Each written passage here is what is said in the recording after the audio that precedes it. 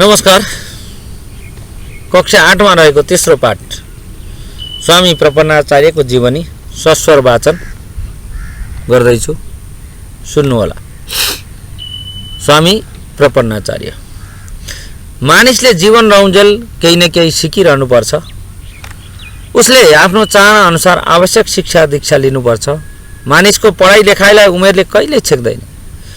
उमेरकै कारण उसले शिक्षा आर्जनलाई रोक्नुपर्ने बाध्यता पनि हुँदैन। मानिसको भित्री चाहना, अठोट र लगनशीलताका सामु अप्ठ्यारा चुनौती आफै हटेर जान्छन्।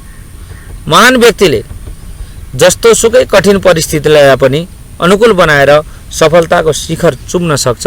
यस्तै अनेकौं हन्नर खाएर जीवनलाई सार्थक बनाउने उदाहरणीय प्रतिभाका रूपमा चिनिन्छन् स्वामी प्रपन्नाचार्य।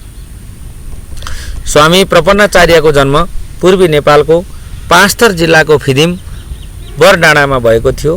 उनी आमा दिलमाया र बुबा धर्मदास राईका साइला सन्तानका रूपमा विक्रम सम्वत 1980 असौज 3 मा शुक्रबार बडा दशैंका दिन जन्मिएका थिए। उनको न्वारानको नाम गीतानन्द भए पनि बाल्यकालमा बोलाउने नाम काले राई थियो।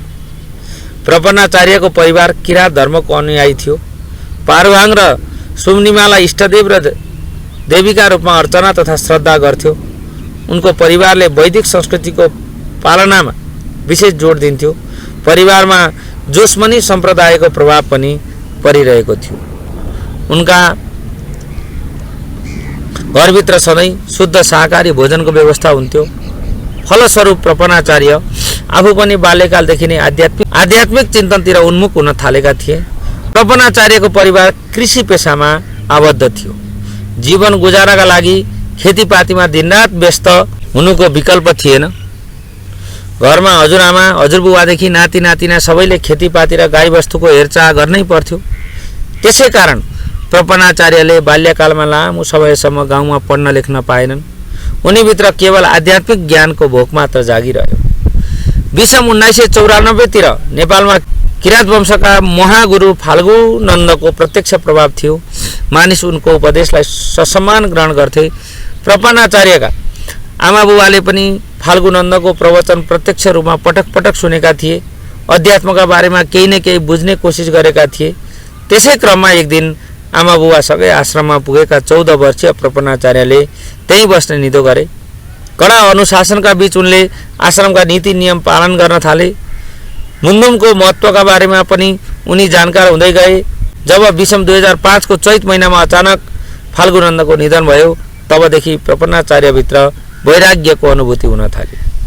त्यसपछि केही समय उनले आश्रम छोडेर गाउँमै सीताराम दिलका नामबाट बिजुवाको काम गरे। त्यसमा पनि उनी लामो समयसम्म अडिग रहन सकेनन्। त्यसपछि उनी कामको खोजी गर्दै भारतको दार्जिलिङतिर निस्किए। उनले त्यहाँका विभिन्न चिया कमानमा काम खोजे, तर कहीँ कतै काम पाउन सकेनन्। उनी पुनः नेपाल फर्किए। त्यसै बेला पण्डित दामोदर खतिवडासँग उनको भेट भयो। दामोदर लगायत केही व्यक्तिको एउटा समूह तीर्थाटनका लागि भारत जाँदै रहेछ। प्रपन्नाचार्य पनि तिनको साथ लागेर विषम 2010 मा भारतको बनारस पुगे। प्रपन्नाचार्यले 30 वर्षको उमेरमा भारतका विभिन्न ठाउँमा अध्ययनका लागि आश्रमको खोजी गरे। उनलाई कुनै पनि आश्रमले राख्न मानिरहेको थिएन। कठिन अवस्थामा उनले एउटा होटलमा काम गर्नुपर्ने बाध्यता आइलाग्यो। त्यसै क्रममा त्यहाँ एकजना गोर्खा रेजिमेन्टका अवकाश प्राप्त व्यक्ति हीरा वल्लभ थपलियाकी छोरी सरस्वतीसँग उनको भेट भयो। उनी शिक्षक थिइन्।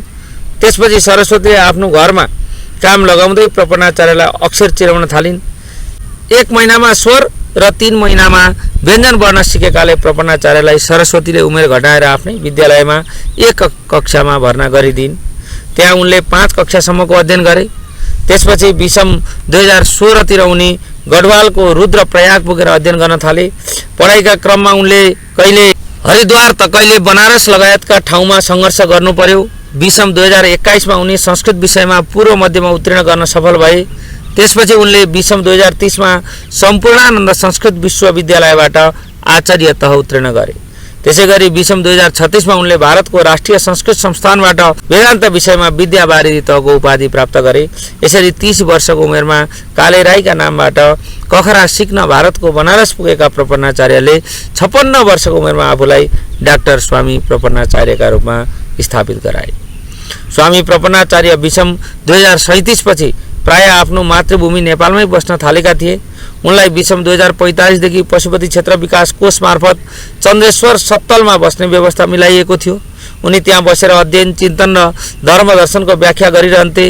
वेद, वेदान्त, धर्मदर्शन तथा इतिहास आदि अनेकौं पूर्वीय विषयवस्तुलाई युग सापेक्ष किसिमबाट सर्वसाधारणसम्म पुर्याउन कोसिस गर्थे। उनी जीवनलाई समतामूलक बनाउनु पर्ने कुरामा जोड दिन्थे। उन संस्कृतको महान ग्रन्थ वेदलाई सबैले पढ्न र बुझ्न पाउनुपर्छ भन्ने उनको मान्यता थियो। उनी प्राचीन कालमा किराँतहरू नेपालको प्राचीनतम वंश मानेर हिन्दू समाजभित्र अभिन्न रहेको बताउँथे। मानिस मानिसबीच कहिल्यै कुनै भेदभाव छैन र हुनु हुँदैन भन्ने उनको स्पष्ट धारणा थियो। उनी भन्थे, हरेकले सादा जीवन उच्च विचारका साथ प्रयास गर्नुपर्छ। साधु सन्त शिक्षा र साधनामा समर्पित हुनुपर्छ। हरेक मानिसमा सधैँ नैतिकता, इमान्दारिता, जिम्मेवारीपन र असल चरित्रको आवश्यकता पर्छ। प्रपन्नाचार्यका यस्ता विचार मानव कल्याणका लागि महान मानिन्छ। प्रपन्नाचार्यले आजीवन वेदका दार्शनिक विचारको व्याख्या गरिरहे। उनले सबैलाई असल राष्ट्रभक्त भएर बाँचिरहन आग्रह गरे। नेपालको प्राचीनतम इतिहासलाई त झन् कहिल्यै कसैले पनि भुल्न नहुने उनको भनाइ थियो। उनका संस्कृत, नेपाली, हिन्दी र अङ्ग्रेजीमा लेखिएका झन्डै 4 दर्जन जति पुस्तक समेत प्रकाशित। उनका अधिकांश पुस्तक मानवतामा आधारित छन्। सम्मार्ग दर्शन, प्राचीन हिन्दू विज्ञान, वेदमा के छ, किराँत मङ्गोलियाबाट आएका शरणार्थी होइनन् आदि कृति चर्चित छन्। यसैगरी उनका काले राईका क्वाटी कविता 2050, प्राचीन किराँत इतिहास 2051, मानव अधिकार हनन के हो 2051, महागुरु फाल्गुनन्द सरस्वती सत्याहाङमाको जीवनी 2054, संक्षेपमा मेरो जीवन यात्रा 2059 लगायत कृति पनि उल्लेख्य छन्। प्रपन्नाचार्य बहुभाषी, सृजनशील, विनम्र, सन्त एवं प्रकाण्ड विद्वान थिए। उनी मानवतावादी चिन्तनका आदर्श धरोहर थिए। उनमा नेपाली, राई, संस्कृत, हिन्दी र अङ्ग्रेजी आदि अनेकौं भाषा प्रयोग गर्न सक्ने क्षमता थियो। संस्कृत वाङ्मयभित्रका अथाह ज्ञानलाई व्यावहारिक रूपमा आत्मसात गर्न सक्ने साधना थियो। आजीवन वेद, वेदान्त, साहित्य, इतिहास लगायत विषयमा केन्द्रित भई अध्ययन अनुसन्धान गर्न सक्ने सामर्थ्य थियो। उनी सङ्गीतमा समेत रुचि राख्थे। यस्ता विविध विषयमा भएको अटुट लगावका कारण उनले पाएको सिद्धि असाधारण मानिन्छ। मानव भ्रमणशील प्राणी भएकाले उसले पढेर जति सिक्छ त्यति नै त्यसलाई भ्रमण र प्रयोगबाट विस्तार गर्न सक्छ। त्यस्तै स्वामी प्रपन्नाचार्यले पढाइ र शास्त्रार्थसँगै संसारका विभिन्न देशको भ्रमण गर्ने अवसर पाए।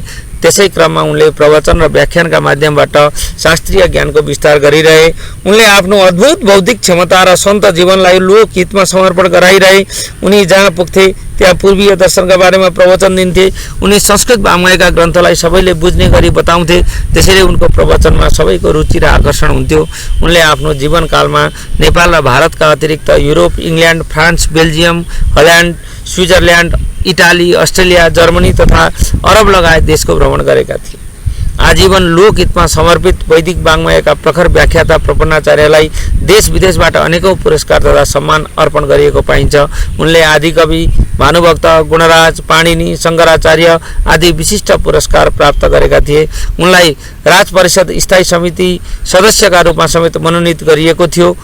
उनी विषम 2071 मा नेपाल संस्कृत विश्वविद्यालयद्वारा महाविद्यावारिधिको मानार्थ उपाधिबाट पनि विभूषित भए। जीवनको उत्तरार्धसम्म आइपुग्दा स्वामी प्रपन्नाचार्यलाई नेपाल सरकार, पशुपति क्षेत्र विकास कोष, नेपाल प्रज्ञा प्रतिष्ठान र अन्य समूहबाट मासिक रूपमा आर्थिक सहयोग प्राप्त भइरहेको थियो। उनी पिसाब र श्वास प्रश्वास सम्बन्धी रोगबाट पीडित थिए। त्यसै कारण विषम 2072 भदौ 4 बिहिबार राति 3:30 बजे काठमाडौँको पशुपति मृगस्थल स्थित आश्रममा उनको देहावसान भयो। उनको भौतिक शरीर संसारबाट विदा भयो, तर उनका महान योगदान सधैँ हामीसँगै रहिरहेका छन्।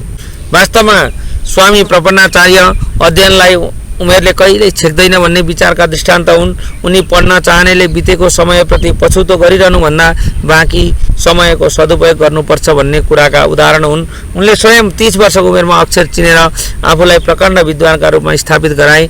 आफ्ना दिव्य प्रेरणा र दार्शनिक विचारका माध्यमबाट लाखौं लाख मानिसलाई सचेत तुल्याए। उनले समग्र मानव हितलाई ध्यानमा राखेर मात्र आजीवन हिन्दू धर्मको व्याख्या गरिरहे। नेपालका विभिन्न जात जातिबीच आत्मीयता र समानताको भावना फैलाइरहने कुरामा समेत उनका पक्षबाट कहिले कुनै कमी रहेन। यसरी स्वामी प्रपन्नाचार्य महान सन्त संस्कृत वाङ्मयका विशिष्ट अनुसन्धाता तथा व्याख्याताका रूपमा अमर हुन पुगे। यसरी आज हामीले कक्षा 8 को पाठ 3 मा समावेश भएको स्वामी प्रपन्नाचार्यको जीवनी सुन्यौं र आजको पाठबाट यही म बिदा हुन्छु। हस्त नमस्कार, शुभ